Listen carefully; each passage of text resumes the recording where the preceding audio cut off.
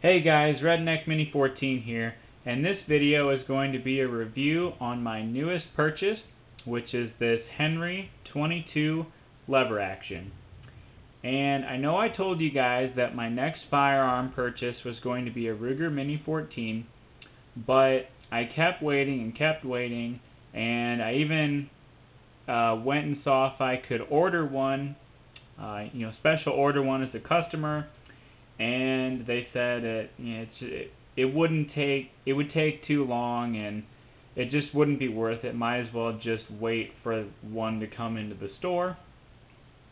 So I kind of gave up on that for the time being, and I got this gun. Now this gun was actually an impulse buy. It really wasn't a gun that I was wanting to get at all.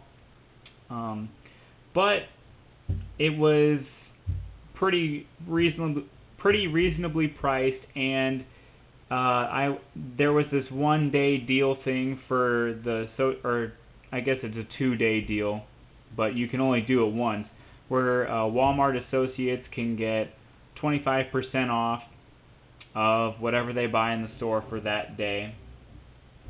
But it's only a one-time thing, and the price of this before the 25% off and before taxes was $297, and after the 25% and taxes it ended up being $241.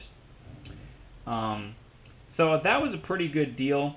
It really didn't take that much money out of the money that I had saved for my Mini 14, and this kind of replaces my Marlin 1897 for a lever action 22. So now I can shoot shorts, long rifles in this gun.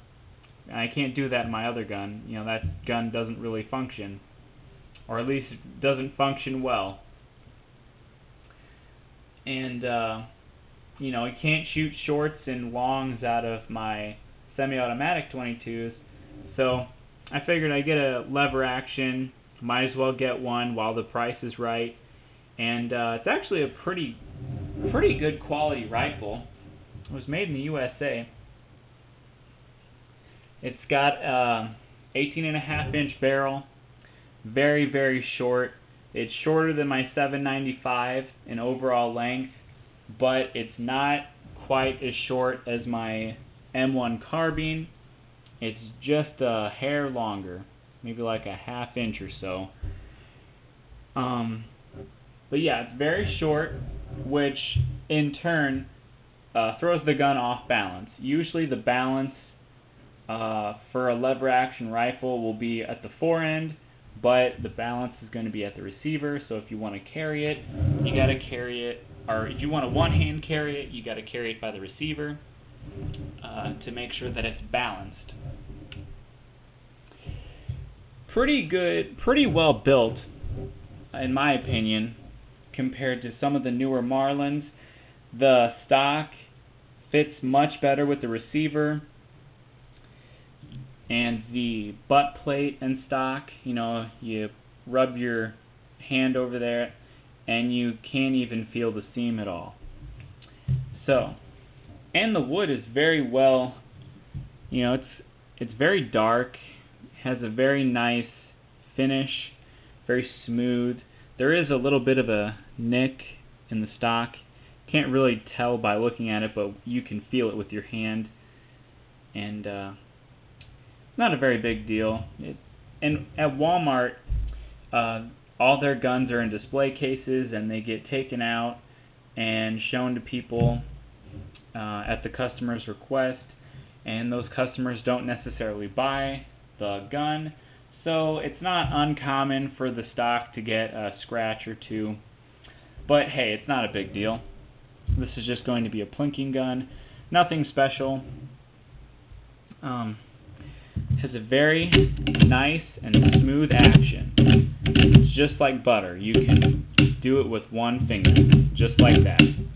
Which Marlins are, they can eventually get pretty smooth like this. Maybe not quite this smooth, But it takes a lot of shooting for it to get like this. This is just a very smooth action right out of the box. And that's one of the things that Henry is known for. Has a straight grip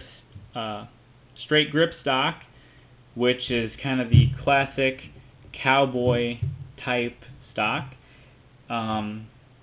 The only Henry that I know of that has a curved stock is the 4570 model.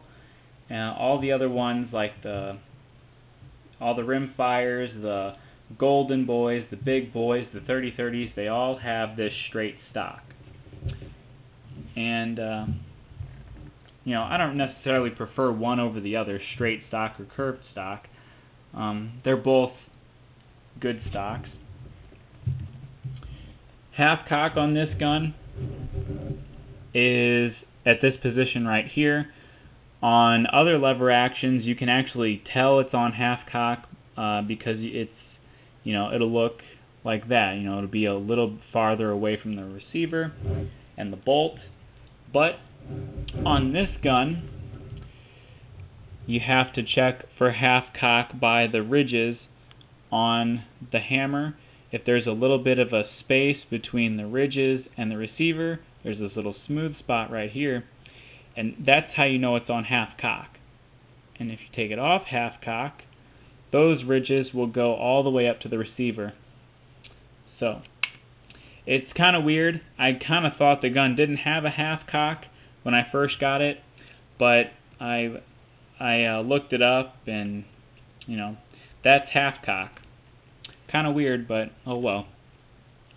It's got a rail on the top if you want to put a 22 scope on there. You know, a rimfire scope. I'm not going to put a scope on this. That's kind of pointless. I'm not going to hunt with it or anything. I just like the regular iron sights. You know, they're adjustable for windage and elevation.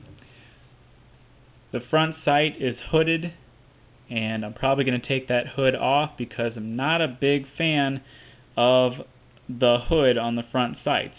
I know that it's kind of for protection against snagging it on something, but I don't know, I just don't like the look of it. I took it off on my 336 and no problems without it. The forend is ever so slightly loose on this model.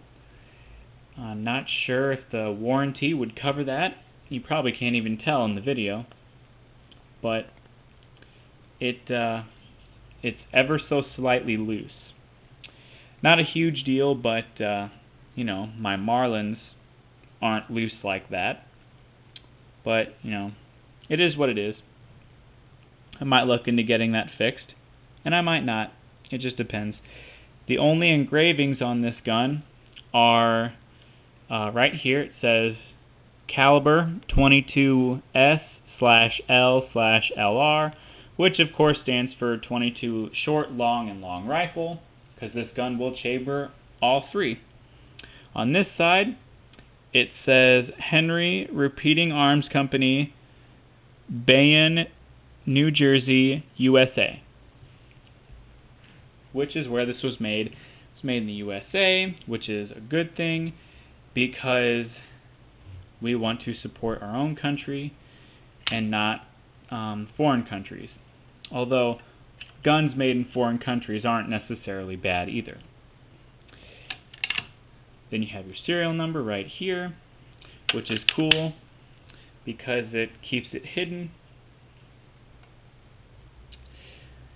And oh yeah. So obviously the way you unload it is like any, or well, most tube-fed 22 rifles. You twist and pull the rod out, and you load them through this little thing here, or you can drop them through the top right here. Doesn't make a difference. Has a little orange follower. I don't necessarily know if the color makes a difference in seeing if the gun is loaded or unloaded, because you can't really see the follower anyway, so I don't know.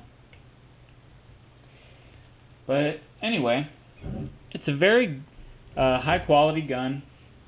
Haven't shot it yet, so I don't know how it's going to perform, but so far, just working the action and the feel of it, it feels like a pretty nice gun. I don't think it's going to be as high quality as a 39A, which is the 22 lever action that I really want to get, and I still want to get it because it holds a lot more ammunition than this, or I don't necessarily know that it holds a lot more. You know, this holds 15 long rifles. Let's see here. This is the manual. It holds 15 plus 1 long rifles and 21 shorts. Let me see here if I can figure out how many longs it can hold.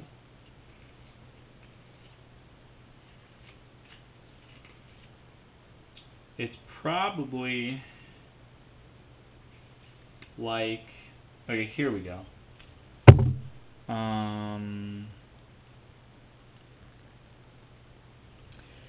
It holds 15 rounds of 22 long rifles, 17 rounds of 22 long, and 21 rounds of 22 short. So, if I can ever get my hands on some 22 ammunition, I have about, I don't know, I guess a little over 1,000 rounds, maybe, I don't know, right around 1,000 rounds of just 22 long rifle. I gave away all my shorts because up until this point, I haven't had a gun that could shoot it because my 1897 doesn't function. So I gave all those away, but if I can find some 22 shorts and 22 longs, I won't hesitate to buy them. One of the main reasons why I got this gun is so I can shoot a variety of ammunition in it, and I like that. I like how 22 shorts don't make a whole lot of noise, you don't need your ear protection, and you know, I'll do some shooting videos with this. Hopefully I'll find some shorts and longs to demonstrate that with. It is not recommended that you shoot birdshot or snake shot, rat shot, any kind of shot shell through this gun. I guess it'll damage the rifling. So, not advised. Obviously it came with this little manual. It tells you all about the 22s, the 22 Magnums and the 17 HMR models. So, you know, pretty much all their rimfire models. I don't know if it says anything about the Golden Boys. It's probably just their standard rimfire rifles. And then it came in this box that says Henry, made in America and priced right, which is very true because this is very good quality American-made rifle, and it's fairly cheap for what it is. Comes in this little sleeve of paper to protect it. Then it comes with this very cheap lock. Not really a very good quality lock. It's very cheap, but no, that doesn't really matter. I'm not going to use it anyway. So, anyway, that's my review of the Henry 22 lever action. You have any questions, leave them in the comment section below. I'll be happy to answer them. Subscribe to my channel, like me on Facebook. I'm Redneck Mini 14, and until next time, be safe.